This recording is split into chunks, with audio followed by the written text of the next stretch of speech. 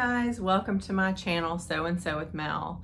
I'm Melody, and today I'd like to bring you a pattern review on the Joanie top. I recently sewed a Co-ord set, and I'll kind of pop some pictures right up here. It was from some fabric that I had received from Beyond the Pink Door.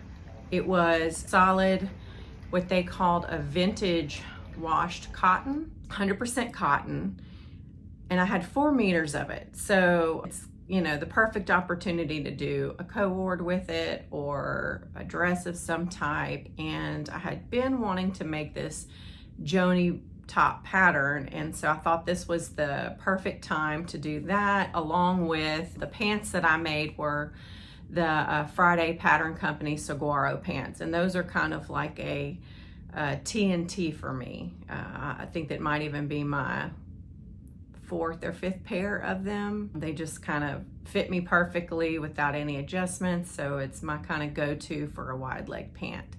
But anyway, we're not going to talk about that pattern for this video. I wanted to focus on the Joanie pattern since it was the first time I had made it. So let me read you a little bit about the description. First off, the company is Sew Liberated, and it says, the Joanie top is a clean lined and classic top. Joanie has a button front, cute breast pocket, and 2 collar options. Joanie is a perfect blank slate for a fabric that wants to take center stage, or as a classic complement to some patch jeans or creative bottoms. The sizing goes from a size 0 to 34, which is a bust of, and this is in inches, so a bust of 31 inches to 58.5 inches, a waist of 25 inches to 52.5 inches, and a hip measurement of 33.5 to 61 inches. The pattern I found was drafted very well. The instructions were really good. I have no complaints there at all. The one thing that I would like to point out is that I think it's just a really versatile pattern because, and I'm going to show you this, there's so many different looks that you can kind of do with this. So I'm going to kind of put that up there if you can see that. The view that I made was this one right here, the view A. It's the more shorter, I wouldn't say cropped, but it's definitely a shorter version. It may look a little more cropped on me in the pictures just because I have a slightly longer torso than normal. In fact, I even added an inch to the pattern. So to kind of go more in detail about the version that I made, which was version A, it says version A has a camp collar and a button front. The fit is semi-fitted with the front bust darts and back yoke and princess seams. The high hip length hem split at the side seam, which, let me see if I can show you that right here. So you can see kind of, you have this little split seam. It's a little bit lower in the back, a little bit higher in the front. The cuffed sleeve has an easy fit that allows for comfortable movement and a playful silhouette. And you'll also see, I actually have the cuff down right now, but in my pictures that I had put up there in the beginning, and I'll put another one here, you can see I have the cuff turned up. In the pattern, it does suggest that if you kind of don't want to fool with the cuffs coming down or anything like that, that you can stitch in the ditch for the to keep the cuffs in place. But I actually kind of like the versatility of being able to roll the cuff down or up. And this fabric, it's 100% cotton, and it has a little bit of a stiffness to it, so it holds the cuff really well, and I don't feel like I need to actually stitch in the ditch or anything to keep it up. It just holds on its own shape very well. The one thing you will notice, and I'll show you right now, I made a couple of mistakes, and I'm never above admitting my mistakes because I feel like everybody can learn from everybody else's mistakes. In fact, most of the time, that's how I learn of something to avoid, is someone else says, hey, I did this wrong. So anyway, number one, one of the main difficulties I had with sewing this up was that the fabric was pretty much the same front and back. So I kept confusing the front and back of the pattern pieces till I finally sat down and said, okay. And I used some tape to mark the back because I had to unpick a couple of times after realizing I had used the wrong side when it wouldn't fit. I actually put the pocket on the wrong side. At that point, I was tired of unpicking things, so I just said, oh, forget it. And I haven't put the buttons on yet. The reason for that was, and I know I've said this in a couple of videos, is I live, or I kind of what I feel like, it's like a garment sewing kind of desert. There's not a lot of good choices around. And I did go looking for buttons and just wasn't quite happy with anything I found. There is a place about 3 hours away from me that has an amazing selection of buttons.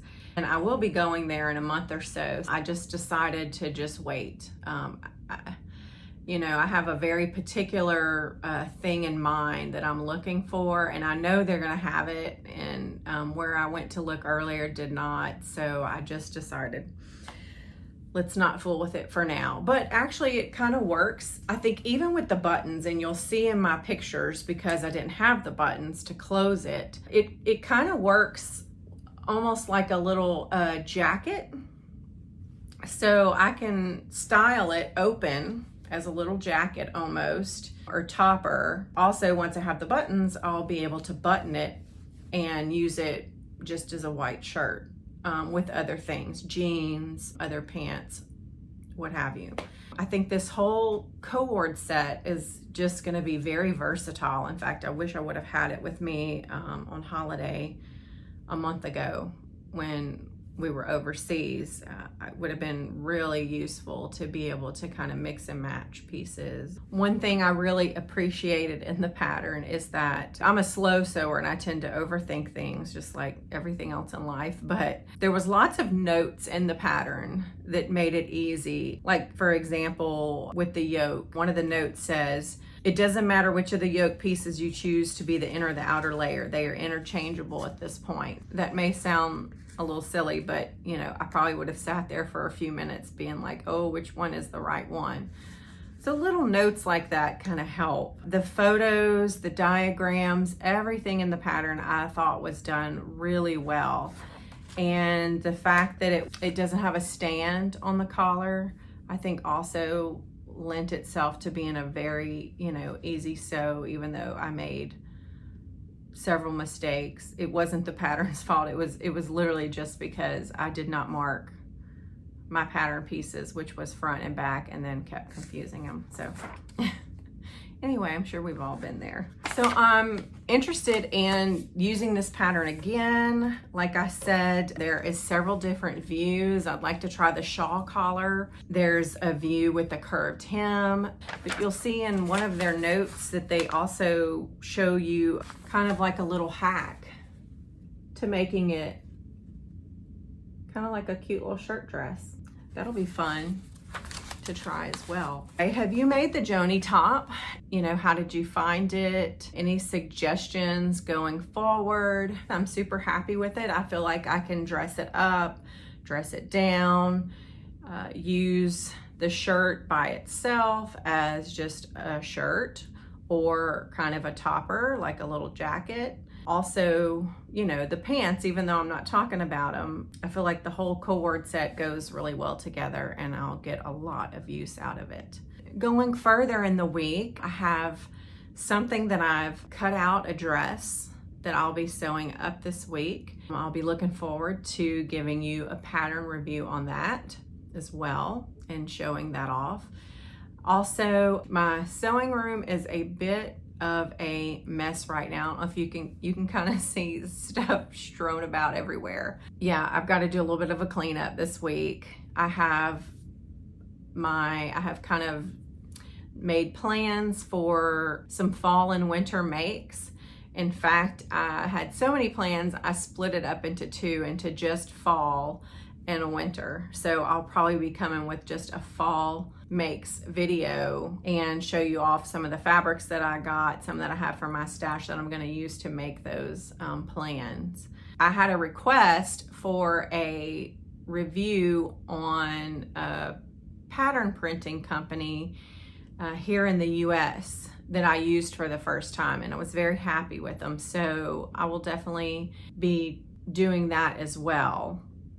I will say though, this Joanie top, that I bought the pattern, the PDF from the fold line, and had them print it for me. It was real easy. I could just click, add the A0 printing. So I kind of got that in the mail separate from the PDF, and that was really easy too. And I would love to continue using that and utilizing them, but I don't know about the whole tariff situation right now. So I'm just trying to find a few US supply things that I'm not used to right now in the meantime. So, but if you're over or across the pond, go see the fold line and try their A0 printing. If you're like me and cannot stand having to take together and cut pieces of paper.